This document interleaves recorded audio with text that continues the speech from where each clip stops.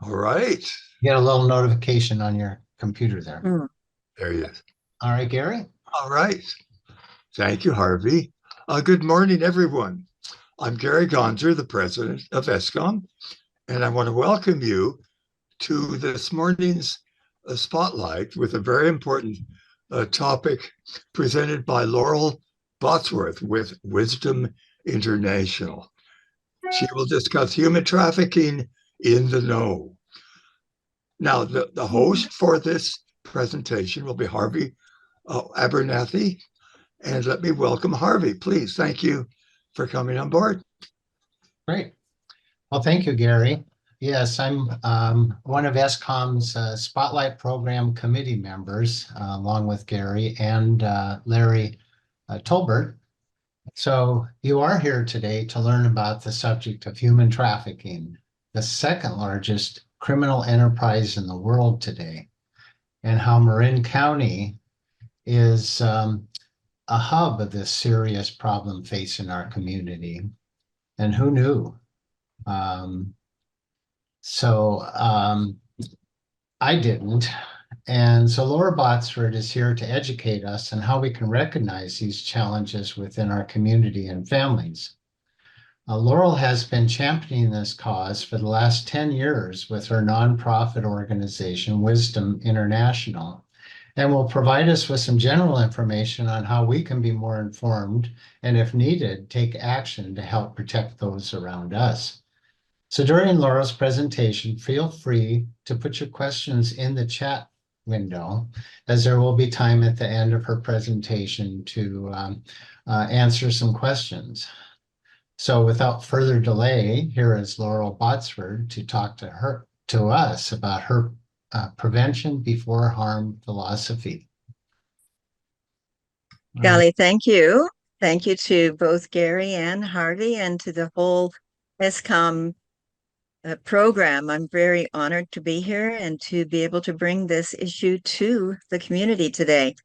I'll go ahead and start screen sharing. Okay. Do that. I got to make sure I turn on sound. All right. And then I always like to get rid of this little floating thing at the top. So here we go. I'm going to also reduce this to basically nothing. So yes, I've entitled this presentation Human Trafficking in the Know. And again, I thank you very much for inviting me. So some basic information at the very beginning. Human trafficking, nowadays they call it modern day slavery.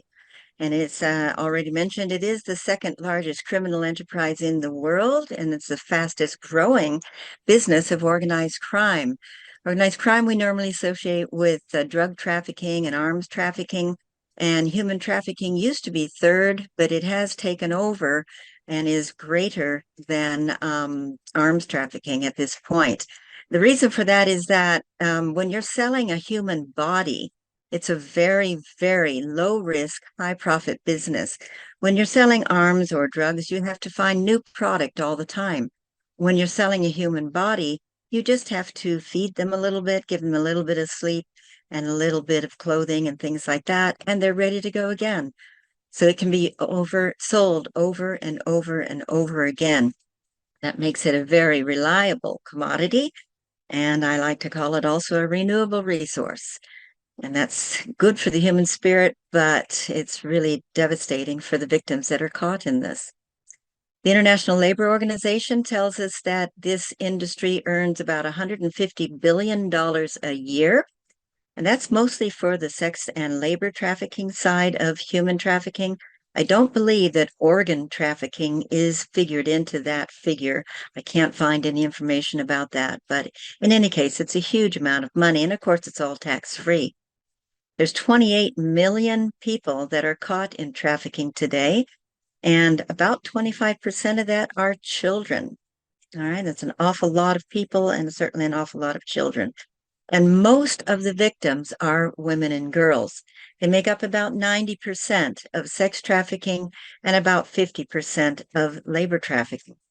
So it's heavily gender related. Although I want to stress that it is not only women and girls that are trafficked. Men and boys are trafficked in labor trafficking, and a lot of boys are trafficked in sex. It's driven by supply and demand philosophy. Okay, we, the people, we provide the demand. Okay, we want cheap goods. We want, very good prices at restaurants and things like that. So the labor that goes into producing what's necessary for that is usually trafficked. A lot of the, not usually, but a lot of the time trafficked. We also have a sickness of wanting to have sex with young children here in the world. It's a phenomenon that is rampant everywhere. So we are the ones that create the demand. And of course, the traffickers then step in and they supply what we require. So it's a very devastating thing, again, for the victims. Trafficking targets all demographics. Okay, a lot of people don't want to believe that white people are trafficked. They certainly are. There are more percentages of Black and Asian populations that are trafficked in sex trafficking.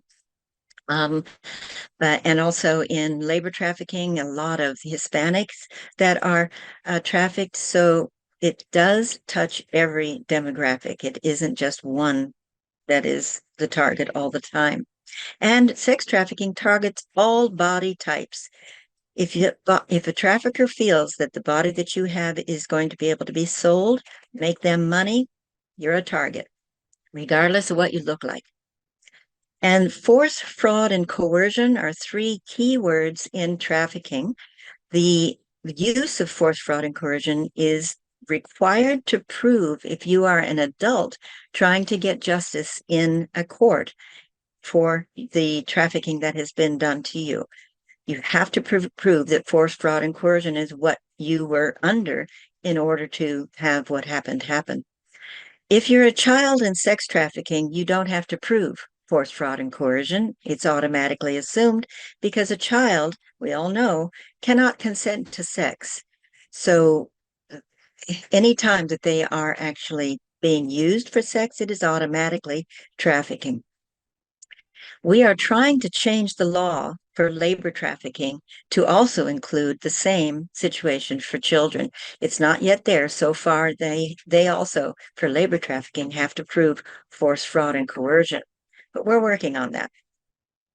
Sex trafficking victims tell us that they are raped an average of 6 to 20 times a day. And it's kind of hard to wrap your head around that, but that is the reality. And unfortunately, California has 4 of the 13 FBI hotspots for trafficking. So do we have labor trafficking here in Marin? Certainly we do. I'm not going to read each one of these separately, but if you just take a look at all of the examples that are there, except for carnivals, which we really don't have, we've got every one of those industries here, and there's a high possibility that there's trafficking going on. I do know in restaurants there have been labor trafficking cases here in Marin. Common businesses are all of those. And then do we have sex trafficking in Marin? The same thing here. Go ahead and look at all of those. And yes, we have all of those in Marin, and that is where the trafficking is happening. So why is Marin a hub for sex trafficking? Take a look at the names of the cities that are in orange. I've highlighted them because those are within about, from Marin, it takes a maximum about an hour and a half, say, to get to Sacramento. And any time that a child is picked up here in Marin, because of our very beautiful roadways, highway systems, bridge systems, everything like that, in and out of Marin is very, very easy. It's very easy for the traffickers to take the kids from here out to any of those cities, maybe not the cities in orange, okay, use them and then bring them back a lot of the time before anybody even realizes they've been taken. The same thing for bringing kids to Marin. Marin has a lot of money, and that's what the traffickers are after. So they bring the children here and they use them, and then they whisk them back home again across our wonderful highway and ridgeway system. Those 4 out of 13 hotspots I spoke of earlier are the first 4 listed there: Los Angeles, San Diego, San Francisco, and Sacramento. So with 2 of those 4 being in our neighborhood, we have a high probability of our kids being used for sex. So this is a small sampling of articles that I've collected throughout the years. I've given these particular ones, and you'll see the years on the side there, because of the variety of the types of trafficking that is going on here in Marin. First, we had an illegal massage parlor in Esting that was closed down. A San Anselmo woman and Novato man had an escort service. Novato man, San Francisco woman had an international child pornography case. Our Marin County Civil Grand Jury put out a report in 2016. It's still on their website, as all the reports are, and they entitled it Marin's Hidden Human Sex Trafficking Challenge. It's happening in our backyard. So that's from 2016. We already knew that it was happening for sure because they do a very thorough research in their reporting. Then we have a rape of a Daly City teen that happened in a Mill Valley hotel. We had the Marin County coroner 5 counts of continuous molestation of a girl. We had a Tiburon sitter who was charged for child porn with up to 100,000 images that they found in the computers. We had a female trafficker and a female transportation associate that were arrested in San Rafael for the same. We had Marin Tam High School, the former Marin tennis coach. He got quite a few years for molestation. Marin City held a sting for a Mill Valley crossing guard who was arrested for soliciting the children that were crossing. A man accused of running home brothels, multiple counts of child molestation for a preschool child. We had in Kentfield a Marin Catholic theology teacher who went over to Oakland and volunteered as a lay person for the Catholic Church, and he was sending inappropriate texts to the altar boys. We had a man accused of lewd acts exposing himself in a middle school girls' room. And we had the Mill Valley Little League director who had also lots of child porn. So again, this is only a sampling of what's there in Marin, and there's lots more. I actually have a full presentation on what's happened in Marin throughout the years. Here's a few personal stories. I'm not going to go through all of these. I forgot to say at the very beginning, I've got a lot of information on all of my slides, and I decided to do that because of the recording that we're making. So anyone can go back, take a look at the recording and stop on the slides and read them fully. Okay? This is one of them. Anybody who has any questions about anything, please let me know. You can contact me. All of these were called in to the national hotline that I will give at the end of the program. So who are the predators? All right.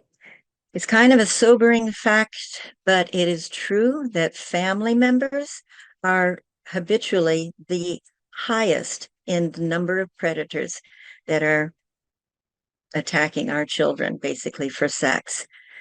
Generational sex trafficking is very prevalent in the indigenous community. After that, we have friends and family or romantic partners. Sometimes, depending on the year, this information is from November 2021. Sometimes it does change a little bit and it becomes more equal between the family members and the people that are familiar to the child. But the point here is that it's not the strangers that are attacking them. However, that being said, with all of the internet problems that we're having now and the explosion of trafficking that is happening on the internet, the strangers not representing themselves as who they really are actually increasing. And who are the buyers? Anyone. The point on this slide is that the traffickers don't look like traffickers of bygone days where maybe you had an idea of what a pimp looked like. Okay, and that's why I've crossed off the name pimps on this slide, because it doesn't give an accurate idea of really what's going on out there. Okay, nowadays traffickers look like anyone else. They look like me, they look like you. They look like the beggar on the street. Okay, and the buyers are the same. You cannot look at somebody and say, oh, there's a buyer and there's a trafficker. And this is part of why it is so difficult for law enforcement to find the perpetrators of these crimes. Worldwide predators, something's happening over here. I don't know what's going on. Okay, sorry about that. I don't know what's happening here. So, anyway, I will turn that off. I'm sorry about that. Worldwide predators are found on the internet, social media, gaming sites. It has gone rampant. We love this kind of thing. I don't know what this is doing. Hold on, just let me try to get rid of this noise. There we go, that's better. Sorry about that. We love the internet because it's instant fun, it's fast, we get our nice photos out there and everything. We can express ourselves very willingly and openly. The traffickers love it for all the opposite reasons. They love it for the obscurity, and they use that obscurity to spot, groom, and exploit their victims. Buyers love it because they can be anonymous. They don't have to say, oh, it's really me that's doing this.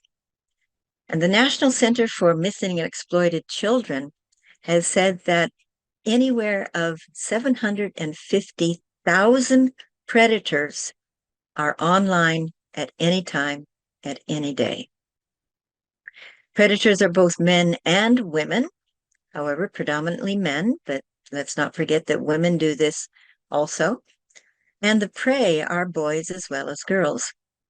There's a variety of tactics that are used that I'll go over in another slide. Today's kids use social media as their normal way of connecting. Our age group, we like to say, well, why don't you get out there and, go into play in the sunshine and, go do something sports wise and things like that. But that's not what kids are doing today. And a lot of adults are having trouble with this, and parents are having trouble with this because they're trying to make their kids do something that is not what's the norm anymore. And it's hard for us to get our mind around that. But the more that we can and support the children and make sure that you are a part of their online life, then that's how we can protect them against the evil that is out there.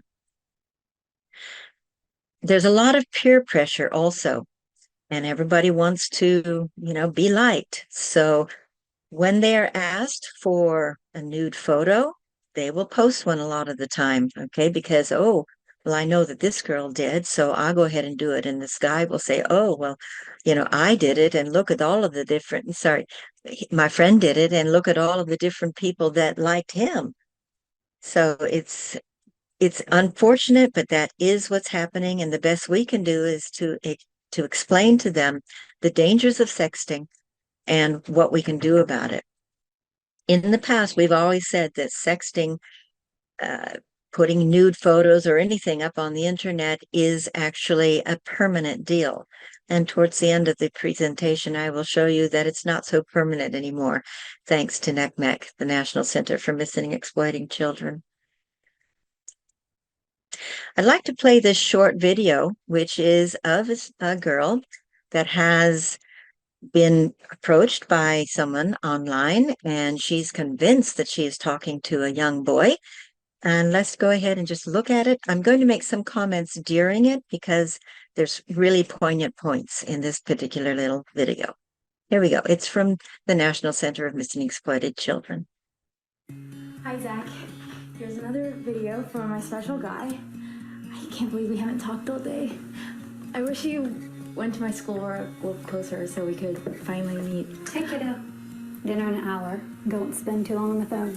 Okay, Now, every survivor tells not to leave the laptops in the bedrooms. I've been waiting for this for a while, so I wanted to. And look who she something thinks special. she's speaking to, but who she's actually speaking to.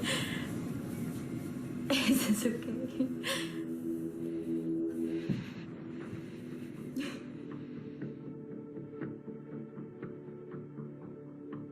And I wanted you to notice how bubbly and friendly she was at the very beginning.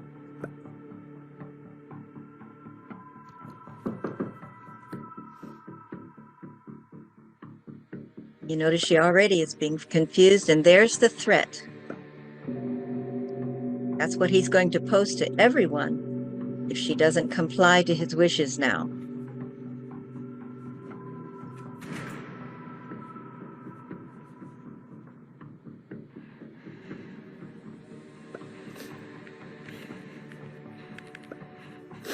Who are you? Why are you doing this?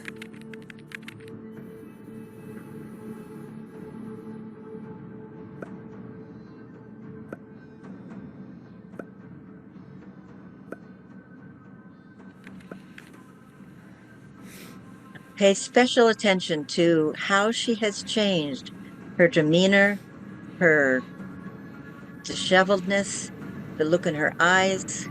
These are signs you can watch out for. And look at all the other people that this predator has done that to. That is one of the most important things to tell our youth, is that if they are caught in this, they are not alone. They are not alone at all, and help is out there. So, youth are more at risk of being targeted if they have all these list of things. If they're under 18 years old, walk alone to school, have access to a computer, desire romantic relationships, who doesn't? Okay, they feel insecure, misunderstood, neglected. I'm reading these because they're important. They fight with their parents and feel their parents don't care about them. They have a history of prior sexual abuse. Okay, experience with the foster care system. Want more independence, testing boundaries, are from an unstable family situation, are runaway or homeless. Usually within 48 hours, a runaway is picked up by a trafficker simply because they need shelter, they need food. Where are we? Enjoy the thrill of taking risks. They are already from a marginalized population, such as LGBTQ, or the next one down, they have developmental or physical disabilities. They are highly targeted because they can't reason as well as a normal child can. And poverty is a factor, but this affects affluent children as well. And how can the victims be tricked or recruited? The methodical grooming is probably the most used here in the United States. Okay, that's when they pretend to be a love interest of any kind. You will have pedophiles that are presenting themselves as young boys or young girls, depending on the target that they are aiming at. And then once they get the interest of the child and they get them under their wing, then the coercion starts, because maybe they don't want to do what the trafficker is asking them to do. And then they say, well, if you're not going to do it, I'll just go get your sister, especially if it's a younger sister or a younger brother. Okay, that makes them capitulate right away because they don't want the things to happen to their family members. Sometimes there is peer recruitment. The traffickers will have what's called a spotter, is a young person the same age of the targeted person who is sent out under the control of the trafficker, and the job is to recruit other friends to come and be with this other person. False advertisement for jobs like acting or dancing or modeling, And then, as you've seen in the short video, a false identity, okay, and befriending through the chat rooms and making the person, the victim, think something that is totally untrue. Requesting nudes, and then as you saw, giving the nudes of their own volition, but then also stealing images. And with those images, they will oftentimes sexualize them, go back to the victim and threaten them with this sexualized image that if they don't do what they're being asked to do, that they will then be exposed. And outside, in the outside world, we don't know whether it's been a modified video, modified image or not. This is what's called sextortion. Sextortion is gathering of the images and then threatening that they will be exposed if they don't pay. Oftentimes we've had several suicides because the teen doesn't have the wherewithal to pay. Sometimes it's $5,000. And then they whittle it down. The youth says, well, I can't pay that. I don't have anything. Here's part of my college savings. And then they end up, because they see that it's a never ending thing, the trafficker keeps coming back and asking for more, they kill themselves. It's crazy, but this is what actually happens.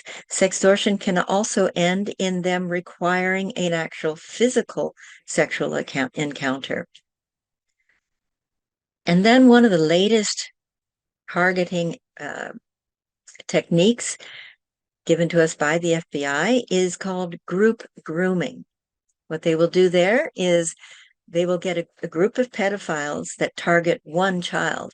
And from very many different accounts, they will butter the child up, just like in the methodical grooming. But when you're getting the same thing from several different people, and even one might say, oh, yeah, I know him. He's a real good guy. Okay, remember that they're not representing themselves as pedophiles, obviously. But this group grooming is a coordinated effort to attack one child and to entice them to give them nudes and nude photos and videos online. A lot of the time, this is then used in child pornography. The dark web is something that makes up about 90% of the internet. Most of us don't even know how to access it, but a lot of people do, and especially pedophiles and things like that. Sometimes there's the use of force and kidnapping, but it's not very often. And then I've put down there parents selling their children to emphasize why they would do something like that. Maybe they need to pay the rent. Maybe they need to try to keep their boyfriend, and the boyfriend is becoming interested in their child, regardless of whether it's a boy or girl child. And they're so afraid of losing that boyfriend that they will say, okay, yeah, take my child. It's unfortunate again, but it is the reality that's out there. And then porn. Kids are watching porn, definitely. And maybe not all of them, but a good percentage. There's a great website. We don't have the time to go into a lot of the porn problem right now, but there's a great website called Fight the New Drug. The reason it's called a drug is because watching porn is as addictive as hard drugs. It has the same chemical changes in the brain as hard drugs. There is a way of getting away from it, just as with hard drugs. But again, we don't have the time to go into it. I urge everyone to take a look at that website, Fight the New Drug. So some of the warning signs, okay, that we can be watching out for. First off, with trafficking victims, we have unexplained absence from class, overly tired during class because they're out all night working for the trafficker. They're less appropriately dressed, or they have sexualized behavior that is both improper for their age, or they brag about making a lot of money. The traffickers will use this as a ruse in the very beginning for the child, to convince them that they're making all this money, but also and send them out just like the spotter, but now they're a trafficked victim, send them out into the community and recruit their own kids by saying, yeah, look at all the money I made. And oh yeah, nobody told me that this was what it was going to be like. But yeah, I just had to do a little bit of sex. But they don't realize that that's not going to last. Most of the time, it lasts only long enough for new victims to be recruited, and then everything goes down the drain for that child. New displays of expensive clothes and accessories, significantly older boyfriend or girlfriend, okay? And this can be any combination because you have a lot of women that like little girls, but you also have women that like little boys. You have men that like boys and girls. It's all combinations. There is no distinction. And the trafficker does not care what the sexual orientation of the victim is. They are forced to do whatever the trafficker wants them to do, and that's according to the demand of the buyer. If suddenly your kids or grandkids have new friends with a different lifestyle, that's another red flag that you can kind of think about. Or they're talking about wild parties at their age, okay, that's something to be worried about. Or, as we saw with the video, they start to appear withdrawn or depressed, distracted or checked out, disheveled, have trauma signs, and also sometimes physical signs of trauma, burns, bruises, cuts.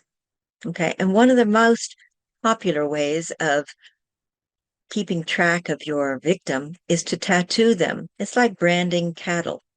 Okay, they brand their victims as a sign of them having the control over them.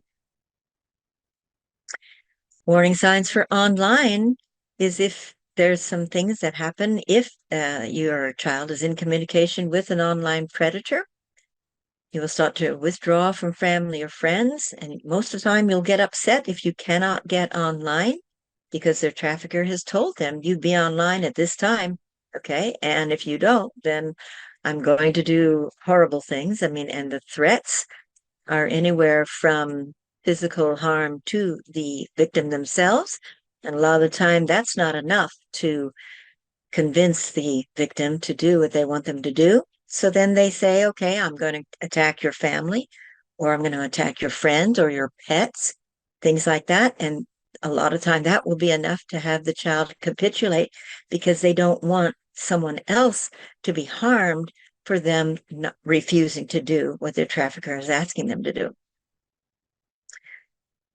If your kids or grandkids are consistently downloading and watching pornography, like I said, it is happening.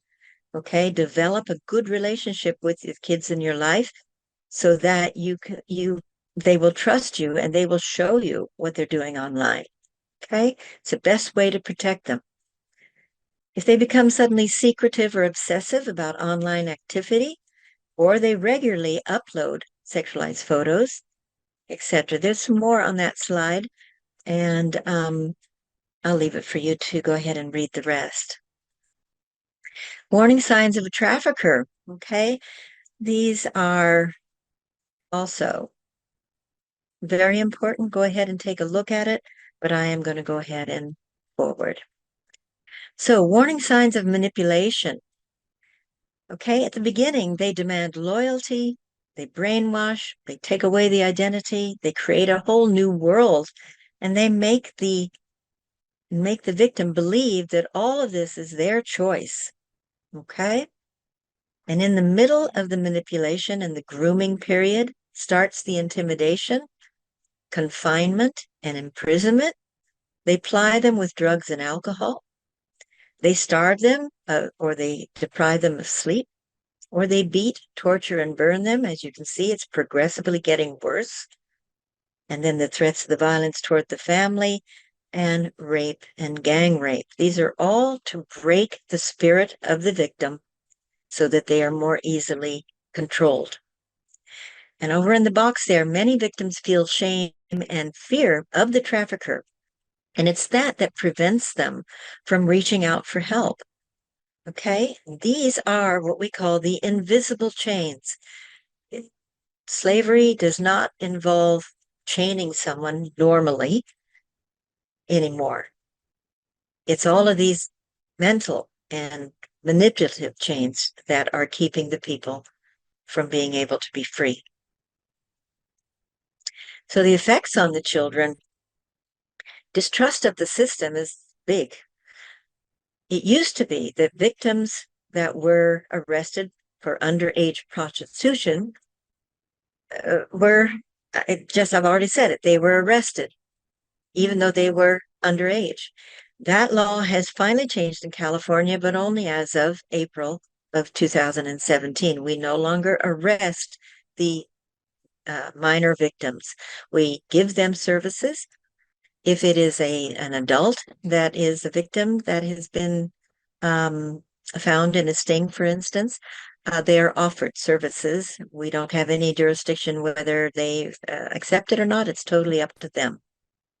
Psychological trauma, PTSD, eating, sleeping, and mental disorders, very common in every single trafficking victim. And that also goes into the labor trafficking side. For sex trafficking, likely to contract any kind of STD. And then addiction to drugs or alcohol. Again, they were possibly used to lure the victim and to then control the victim. But the victim themselves will oftentimes self-addict in order to endure what's happening to them. And often parents will use their own drug addiction as the reason for trafficking their child because they need to have the drugs and they don't have the money. The average lifespan of a sex trafficked victim is only 7 years. The death is due a lot of the time to suicide, drugs, extreme neglect and abuse, but also sometimes to murder. So, if you suspect a child that you know is caught in trafficking, these are some of the things that you can do. Reach out to them privately, okay? Ask questions that are devoid of blame.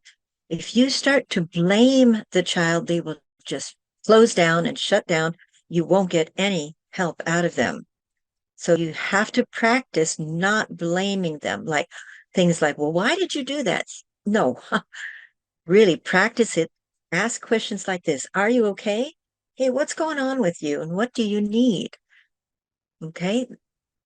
And then tell them repeatedly that you are there for them, because that's what the trafficker has used a lot of the time in that recruitment period, especially if they've had a fight with their parents. They will say, well, I will never do that to you. You come with me and I will always be there for you. That's how they lure them in. But now you are on the opposite side telling them that you're going to be there for them. And that would be a much better situation. So don't be judgmental and try to be what we call their trusted adult. This is kind of tricky because the trafficker uses this trust building to lure them in. But have a good relationship with the child and teach them that you are the trusted adult. And hopefully you, as a trusted adult, will be educated on what you can do. That's why we're here today. So here's what you should do to tell your kids for taking action against online predators. First and foremost, stop talking to anyone that makes them feel uncomfortable. Okay, stop talking, stop texting with them, and block them. Okay, but also take and save screenshots of the conversations with them. And then have them tell their trusted adult, hopefully you, and then you should report them, in other words, the traffickers, to the app that everyone is using. They're using it, you're using it. The app needs to know that this is going on. And then you can send the screenshots to your local law enforcement or to NCMEC. They have this link there, reportcybertip.org. Okay, NCMEC is probably the organization that gets the most reports. They are the National Center for Missing and Exploited Children, again, and they then know how to deal with this information. They know what to do with the screenshots. They work very, very closely with the FBI and other agencies. So some internet safety questions you can ask is, have you ever interacted with someone on the internet that you have not met in person to open up a conversation with your children or grandchildren? Have you ever felt at risk from any interaction with someone on the internet? And have you witnessed a friend or family member who is infatuated by someone they met on the internet and something about it just doesn't feel right to you? Those are good, non-accusatory, opening conversation type of questions. So I said earlier that we used to think that anything posted on the internet was gone forever. You'd never had any more control over it. Well, NCMEC again has decided that that was not going to remain the case. And they have an app called Take It Down or Take IT Down. This is something that everyone needs to know about. This tool allows, even as an adult, if you're an adult now, but you posted nudes as a child, and there are participating apps that will then block any further sharing of that image if you contact them and you prove that that was posted when you were a child. And you don't have to be an adult when you're asking to do this, but they will then block it from further distribution. Okay, it's an important slide, this one. Okay, because it is extremely scary to have these nudes online when somebody starts trying to, commit sextortion against you. And instead of having kids committing suicide because they see no other way to get away from this predator, then we have to make sure that they know that they can do this and get those images blocked. So what to do? Gosh, I'm nearly on time. What to do? Be prepared and then act. In a nutshell, be prepared and act. But how do you become prepared? Educate yourself like we're doing today, and educate others on the types and signs of trafficking, including pornography. Okay?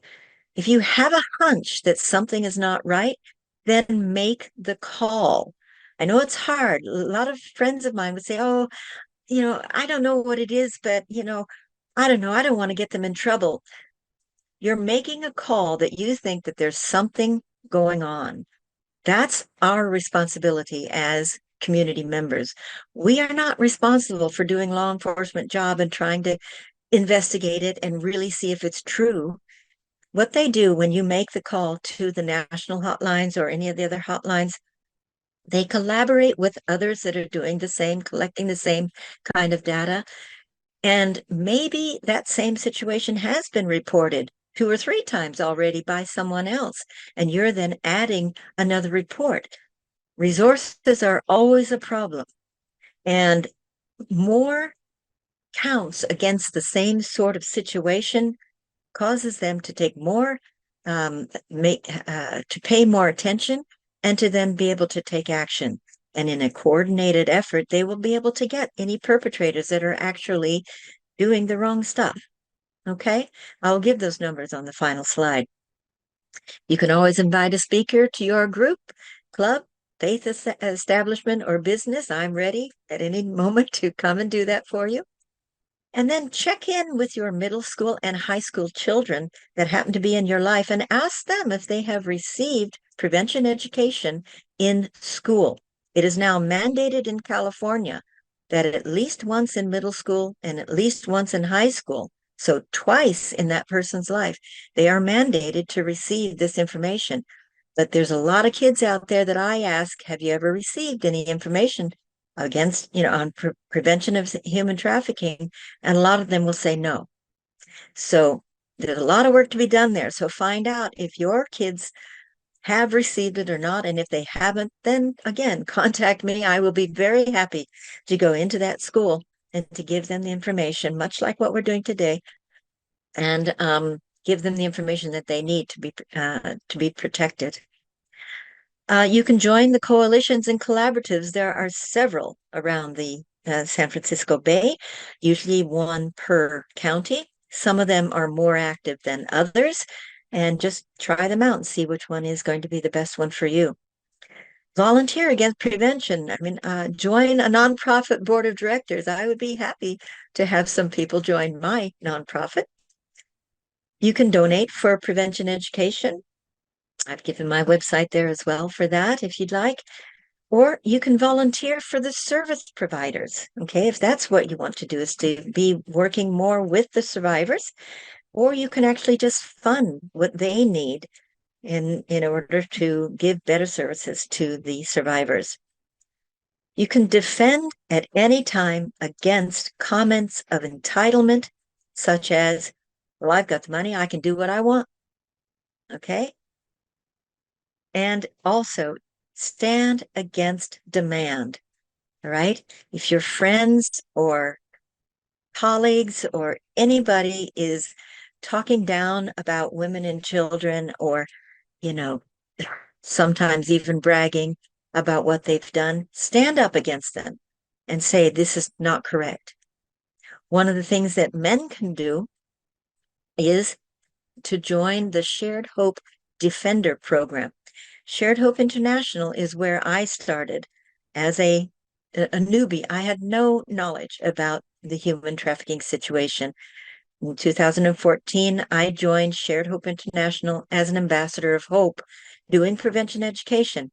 And that morphed into me opening my own nonprofit, but I still continue to use Shared Hope's materials and to try to get the information out there so that the kids are more protected.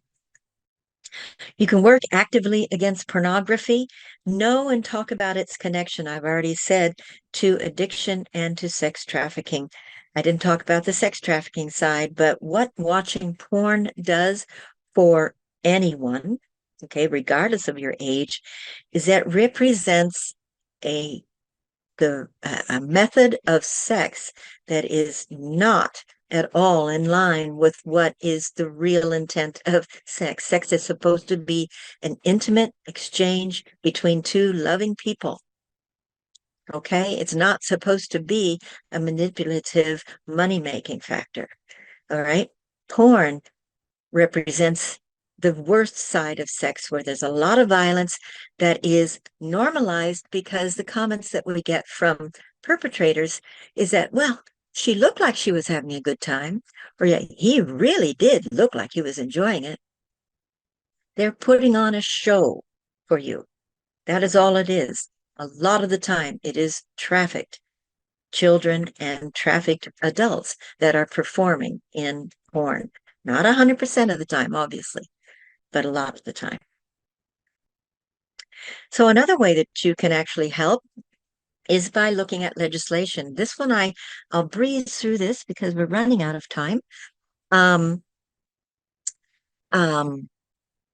Back in, I'll jump there to 2016. If you remember, California Prop 57, it was to release prisoners from our overcrowded prison system who had committed nonviolent crimes. Okay. However, in the fine print of the voter's booklet, if you read it, unfortunately, nonviolent crimes at the time included child sex trafficking, rape of an unconscious person, domestic violence with trauma, taking a hostage, hate crime causing physical injury, corporal injury to a child. Nonviolent? We did our best to try to educate the community before the vote on what really was happening with that particular Prop 57, and we failed because California voters voted yes. It has taken us until 2023 to rectify one part of that. And with SB 14, California has said sex trafficking of a minor is now a felony, and it is subject to the three strikes law. Something went wrong with it's supposed to be three strikes laws. Okay, but it took us 7 years to change it. Okay, so we've got Shared Hope International has an Institute for Justice and Advocacy, and you can see what the situation is for California. They have a report card system, which is judging each state's laws against child sex trafficking. And then they give a grade according to a list of different criteria. California needs some help. We're a C, but there are parts of our grade that are still an F. So go ahead and check out that website and then contact your legislators and tell them what you think about it. Lobbying for funding for all aspects of human trafficking would be appreciated. Prevention is not normally one of the items that is funded. And if you have skills and you want to offer them to pro bono legal services, there's one of the organizations that I've put on the slide there. They would be most welcome to have you come and volunteer for them as well. Lots of ways to get involved. And then I put this in 2026. We've got 2 big sporting events that are coming our way: Super Bowl and the World Cup. Okay, so around events such as these, there's always a lot of trafficking that goes on. Why? Because people are wanting to have fun. Okay, well, having fun by ruining a child's life is, to me, not fun. But a lot of people, especially predators, they do not care what is happening to the victims. They're just out there having fun. We've done a big push for our last Super Bowl here to educate a lot of people and a lot of the establishments that will have this influx of tourists. And we are now already starting to organize and do the same for this upcoming 2026. So here we go. This is a list of the hotline numbers that you can use.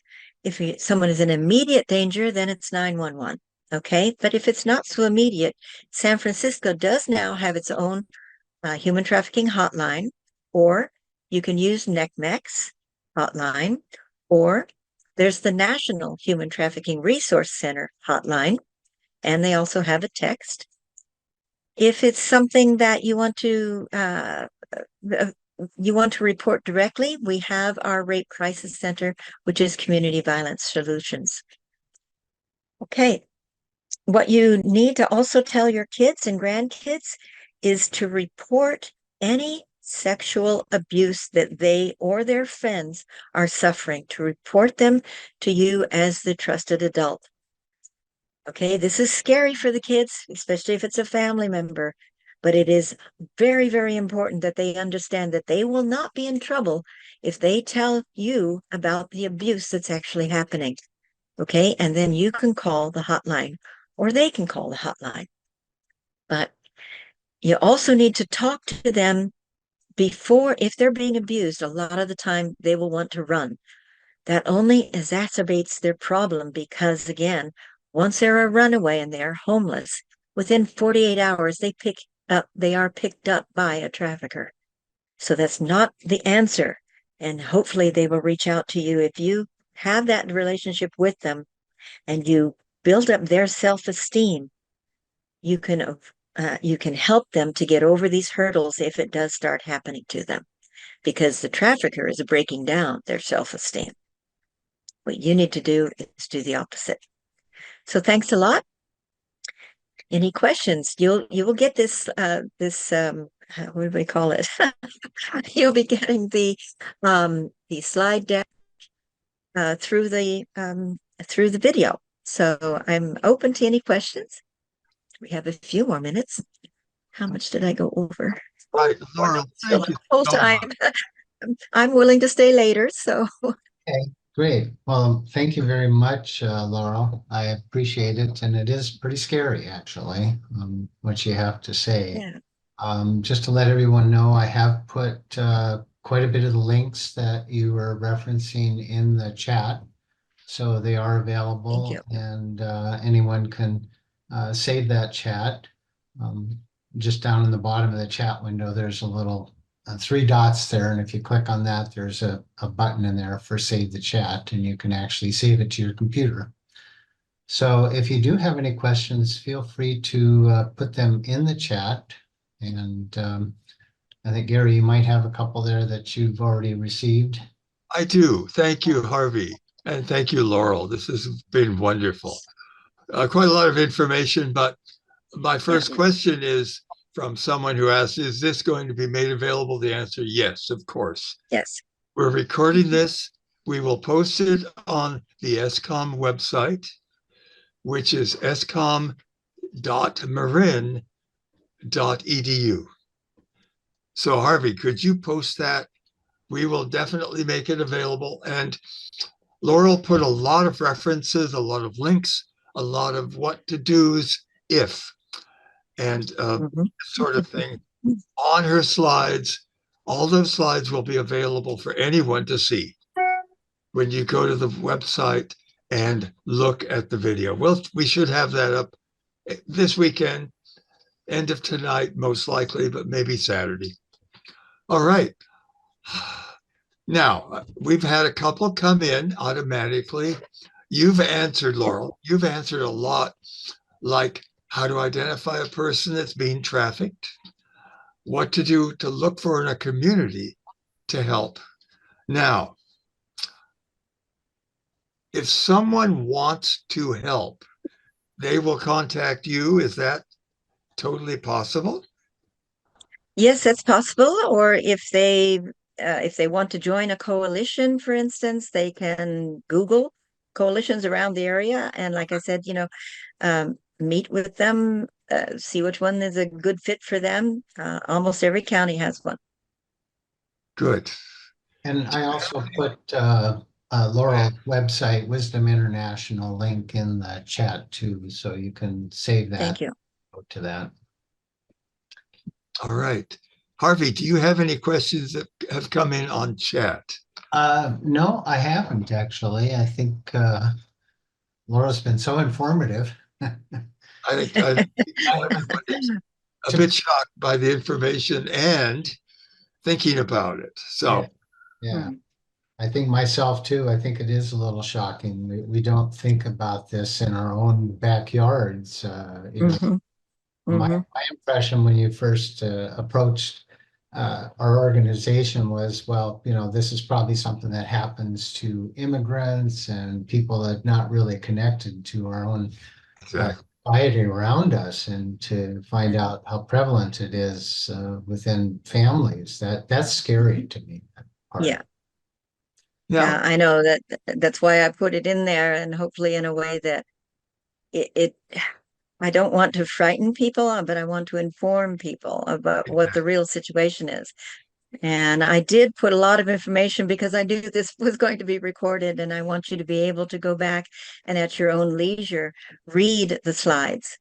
And if you have any questions, please do reach out to me. I will gladly answer. And a lot of these links, these sites that you've put in chat, that we've put in chat, people can go in and look at the information as well as looking at this video again, but looking at the sites and the links and find out much more information without committing anything, just by going in and learning about the problems and the specific issues that each link talks about. Now, do you have any, Laurel, do you have any statistics on the homeless? How vulnerable are the homeless? Are they more vulnerable to this than, say, our suburbia that we find in Marin? Okay. Yes and no. Okay. I don't have statistics exactly on that, the number of homeless that are actually trafficked, but there are, because of their vulnerability, they have the same problems as a runaway. They need shelter, they need food. A lot of them are addicts of some sort of addictive substance, and they need help. And a trafficker will come and be that guardian angel for them. That's right. Okay. The problem with trafficking online has exploded. With COVID, there was like an insane 4,000% increase in online enticements because of COVID. And the predators were in these group grooming type of techniques. They were actually discussing ways to get a child to post a nude, because they're unsupervised. The parents are not at home with them. They're not in school, but the parents are, not watching, or they're, having to go to their job.